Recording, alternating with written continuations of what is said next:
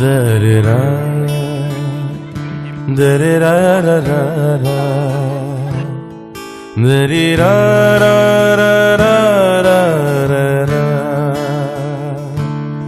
da-da-da, da-da-da-da-da-da, da-da-da-da-da-da. Hello, good morning everyone, welcome back to my channel Anisha Birbhum লাইফে আপনাদের অনেক অনেক স্বাগত। আশা করি আপনারা খুব ভালো আছেন, আমিও খুব ভালো আছি। এখন বাজছে সকাল 9:40 আর আমি আমার ব্লগটা স্টার্ট করছি। আর আজকে আমাদের পুজোর সেকেন্ড দিন, তোমাদের বলা হয়েছে। কালকে ছিল লুট গড়াগড়ি আর আজকে হচ্ছে ভাড়ানা। তো তোমাদের আস্তে আস্তে সব ব্লগ পাবে। আর হয়তো টাইমে ব্লগটা এখন আমি দিতে পারছি না, কারণ ঘরে অনেক লোক, বুঝতেই পারছো, মানে সংসারী মানুষ। তো সকাল থেকে রাত পর্যন্ত কিছু না কিছু কাজে বিজি হয়ে পড়ছি। তো সকাল থেকে টুকিটাকি আমি যেগুলো দেখানোর মতো দেখাবো। আর পুজোটা তো মেনলি আমি দেখাবোই, তোমাদেরকে আগে থেকে বলেছি। তো আজকে লুক দেখো আমার, আমি এই শাড়িটা পরেছি, তাও তোমাদের দেখাই। সেদিন শাড়ি পরেছিলাম, নতুন শাড়ি, এটা সেই বাপের বাড়ি থেকে দিয়েছিল, যে ছাপা শাড়িগুলো। তো আমার এটা খুবই একটা ফেভারিট শাড়ি, সেদিন আমি পরেছিলাম। আর এদিকে দেখো, সেদিন আমাদের ঘরে অনেক লোক এসেছিল আর 5টা ঢাকি বলা হয়েছিল তাদের খাওয়ার জন্য, তাই বাবা সেদিন রান্না করেছিল। আর এদিকে সেদিন আমাদের নারায়ণ পুজোও হয়েছিল ঘরে, কারণ ছোটো মা নারায়ণ পুজো করেছিল। আর এদিকে দেখো কি সুন্দর পুজো, সব কিছু রেডি করা আছে। তখনও পর্যন্ত ব্রাহ্মণ আসেনি, তার জন্য আমাদের পুজো হয়নি। তো তাও এখনও সব রেডি হয়ে গেছে, ছোটো মা সবই রেডি করে রেখেছিল, তাই তোমাদের সাথে একটু শেয়ার করলাম এটা। এদিকে বাবার প্রায় রান্নাও রেডি হয়ে এসছে অনেকটাই। বাবা আস্তে আস্তে সব জিনিসগুলো ভেজে ভেজে রাখছে। আর এদিকে মাও কিছু কিছু গ্যাসে যেগুলো করার মতো সেগুলোই করছে। আর আমি ছিলাম বাবা মায়ের দুজনে হেল্পার। এদিকে মা বললো, যা পোস্তটা তাহলে তুই বেটে দে। আমি বললাম ঠিক আছে দাও, কারণ মিক্সিটা ওই ঘরে নিয়ে গেছিলাম, কারণ বাবা যেহেতু ওখানেই রান্না করছিলো, এটা সেটা পিষে দিতে হবে। তো সেদিন আমি অ্যাসিস্ট্যান্ট হয়েছিলাম। এমনিতে আমি তো রান্না খুব একটা করি না বললে চলে, ঘরে করা। সেদিন বাবা বললো একটু আমাকে বেটে কুটেগুলো দিবি মিক্সিতে, আমি তাই দেবো। তো আমিও পোস্তটা বাড়তে চলে এসেছি। আস্তে আস্তে পোস্তটা মানে আমি না করি, মানে অতটাও করি না, তাই একটু হাতটা কাঁপছিল। তো আস্তে আস্তেই করছিলাম, একটু ফার্স্টে ডাস্ট করে নিলাম, তারপরে জল দিলাম, কারণ পোস্ত খুব দেখবে স্লিপ কাটে। তাই প্রথমে অল্প জল দিয়ে, হালকা অল্প জল দিয়ে ফার্স্টে ডাস্ট মতো করে নিয়েছিলাম। আর এদিকে দেখো, খাওয়া দাওয়া করে টাইম হয়ে গেছে আমাদের আবার সেই অনুষ্ঠানে যাওয়ার, যেহেতু আজকে ছিল ভাড়ানা। তো আমি রেডি হয়ে গেছি, দেখো নতুন শাড়িটা পরেছি আর সেই ব্লাউজটা করাতে দিয়েছিলাম। কেমন হয়েছে সাজটা তোমরা প্লিজ কমেন্ট করে জানিও। আর এদিকে চলে এসেছি চড়কতলায়, কারণ এখান থেকেই ভাড় নিয়ে যাওয়া হবে। ভাড় বলতে এখানে এক ধরনের মদ, ওই মাটির হাঁড়িতে যারা মানে কামায়, যারা ভক্ত হয়, তারা ওই ভক্তরা মাথায় ভাঁড়ে করে মাটির হাঁড়িতে করে তারা ওই মদটা নিয়ে আসে, তাকে ওইটাকে বলা হচ্ছে ভাড়ানা। তো দেখো কত সবাই এসছে, এদিকে দেখো ভাঁড় চলে এসেছে নিয়ে।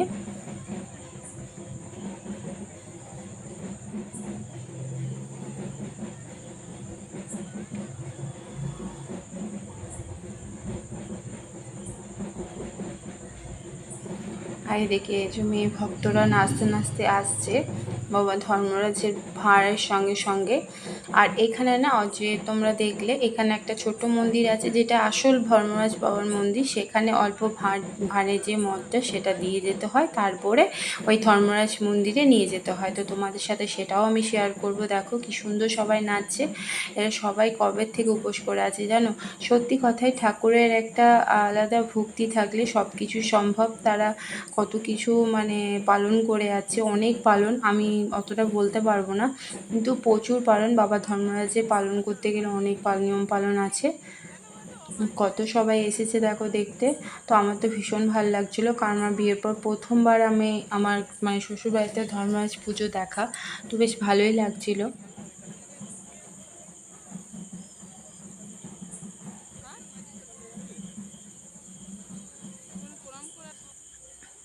এদিকে দেখো, এই যে তোমাদেরকে বললাম না যে আসল ধর্মরাজ মন্দিরটা, এটা হচ্ছে আসল ধর্মরাজ বাবার মন্দির।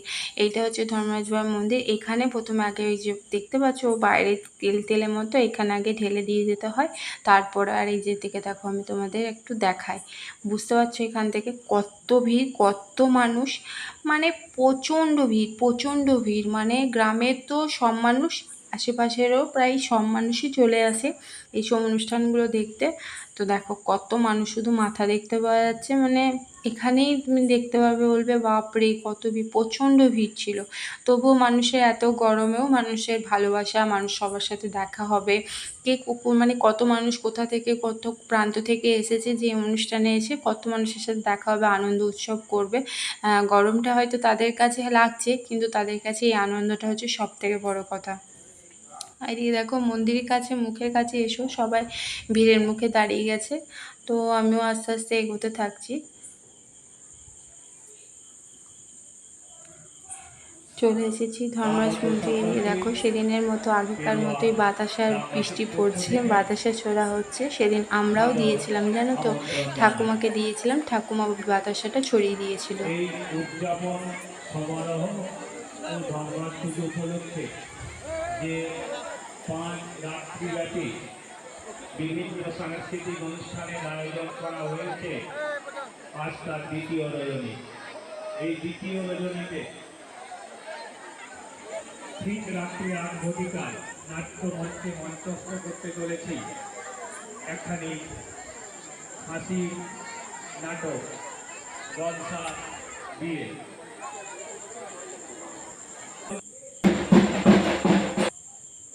আর তোমাদের সব থেকে বড় একটা জিনিস দেখাই, দেখো মেয়ে ঢাকি।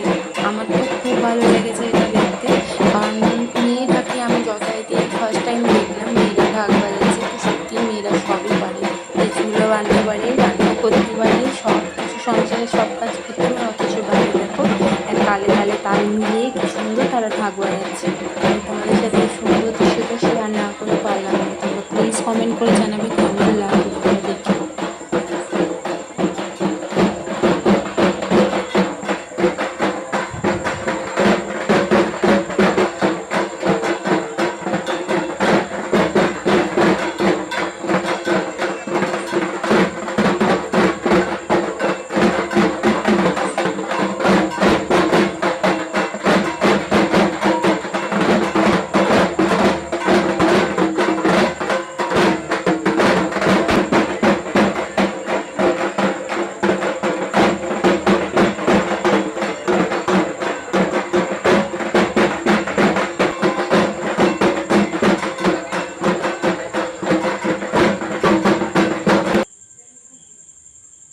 আর এদিকে দেখো কত সবাই ঘোরা দিয়েছে, কারণ বাবা ধর্মরাজ মন্দিরে। এদিকে দেখো আমার হাজব্যান্ড দাঁড়িয়ে আছে, আমি বললাম সরো, সাইড থেকে আমি ভিডিও করছি। এদিকে দেখো কত আরও আছে, জানো তো, মন্দিরের ভেতরেও আছে। এগুলো তো মন্দিরের বাইরে সবাই ঘোড়া দিয়েছে দুটো করে, কি সুন্দর লাগছে না ঘোড়াগুলো দেখতে। এগুলো বাবা ধর্মরাজের ঘোড়া।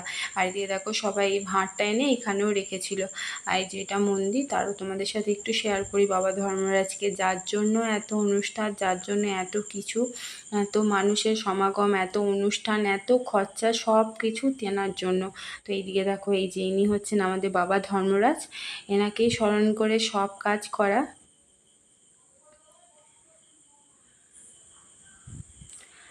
আর এই যে আমি সেদিন খেয়েছিলাম মোগলাই পরোটা, মোগলাই ঘুগনি, সস আর স্যালাড দিয়েছিল। এটা খেয়ে তো আমার যা তা অবস্থা হয়েছিল, সেটাও তোমাদের সাথে পরে শেয়ার করব। তো সেদিন প্রচণ্ড গরম ছিল, কিন্তু আমার সেদিন খুব খেতে ইচ্ছে করছিলো, তো খেয়েছিলাম, এক প্রকার জোর করে খেয়েছিলাম। আর ঘরে এসেই দেখো যাওয়ার সময় তাড়াহুড়োতে পুরো লুকটা শেয়ার করতে পারিনি, তাই ভাবলাম তোমাদের সাথে এসে পড়ে একটু লুকটা শেয়ার করছি। যদিও সাজগোজ তখনকে অর্ধেক প্রায় শেষই হয়ে গেছিলো, তাও তোমাদের সাথে শাড়িটা পরে একটু শেয়ার করলাম। কেমন লাগছে প্লিজ কমেন্ট করে জানাবে, শাড়িটা কেমন লাগছে আর আমাকে পরে কেমন লাগছে। আর এদিকে দেখো আবার একটা শাড়ি চেঞ্জ করে নিয়েছি, কারণ এখন যাব নাটক দেখতে। ওই যেখানে গেলাম সেখানে এখন হবে নাটক, ওই নাটক মঞ্চে নাটক দেখতে যাবো বলে একটু হালকা ড্রেস পরলাম, কারণ ওই ড্রেস পরে তো আর বসা যাবে না। তো তাই একটু হালকা ড্রেস, হালকা সাজ, দুটোই কেমন হয়েছে জানাবে। তো দেখো তোমাদের সাথে একটু নাটকের অল্প অল্প কিছু কিছু জিনিস শেয়ার করলাম।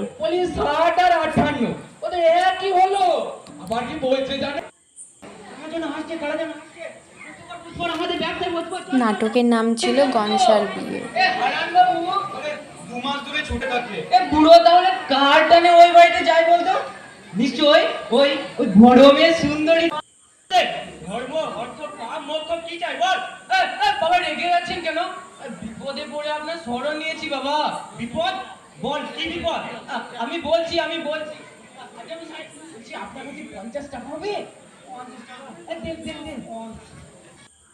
হ্যালো বন্ধুরা, এখন কটা বাজছে বলো তো? এখন বাজছে সকাল রাত্রি 10:30।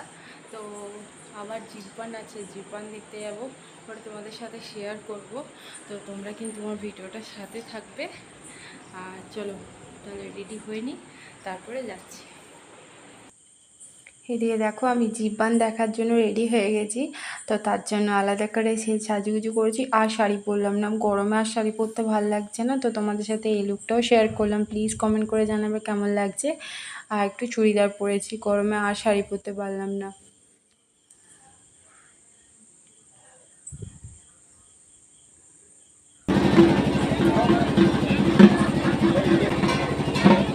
দিয়ে দেখো বিমান আসছে, আমি শাড়িতে দুটো তার দিয়ে চারিদিকে আগুন দিচ্ছি। সত্যি এত বিমান আসাতে একটু করা সম্ভব না, কারণ তুমি খেলতে পারবে না যদি এইভাবে নীল গান দিয়ে ঠাকুরকে স্মরণ করে আমরা যদি তারা যে 3 দিন ধরে তাণ্ডব করছে তবেই তারা পারছে, নাহলে এটা সত্যি সম্ভব নয়। কারণ আমরা সামান্য গরমে হাঁসফাঁস করছি, তারা ওই জিনিসটা শরীরের মধ্যে বড়শিটা ভরে চারিদিকে আগুন জ্বালিয়ে গরমের মধ্যে, সত্যি সেটা আমি যেটা মুখে বলছি সেটা হয়তো অনেক কম হবে। তো মানে দেখতে ওগুলো ভালো লাগে, আবার ভাবি তাদের কষ্ট হচ্ছে না, তো তাদের হয়তো সত্যি কষ্ট হচ্ছে না। বাবা ধন্যবাদ, তাদের সেই কষ্টটা দেন না, তবেই তারা পারে।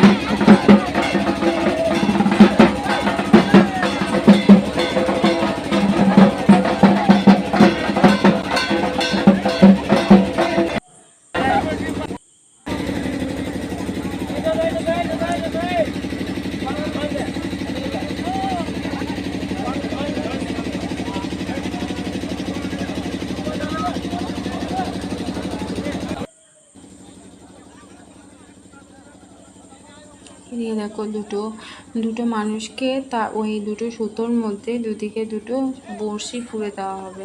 তো তোমাদের সাথে শেয়ার করছি, দেখো কেমন লাগছে সেটা দেখে। তারের মতো ওইগুলো পুরি বাবাই।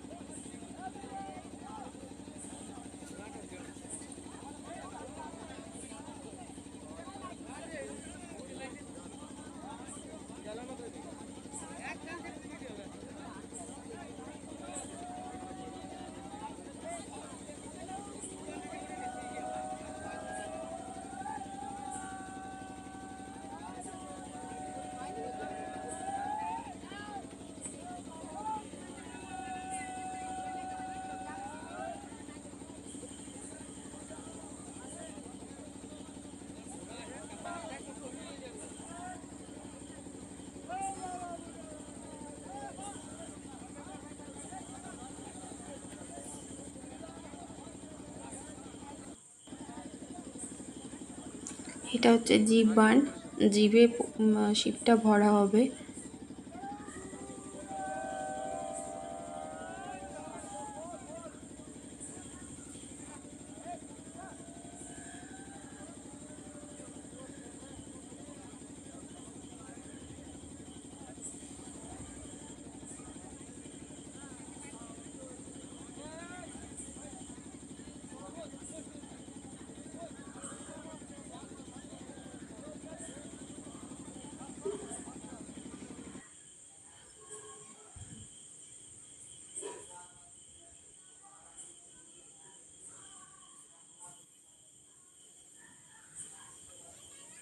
এখানে বাবার মন্দিরে এসে যেগুলি করা হয় সব খুলে রাখা হয়, আর ওপরে যে ফুলটা দেওয়া হয় সেটা ওদের চিবিয়ে খেতে বলা হয়।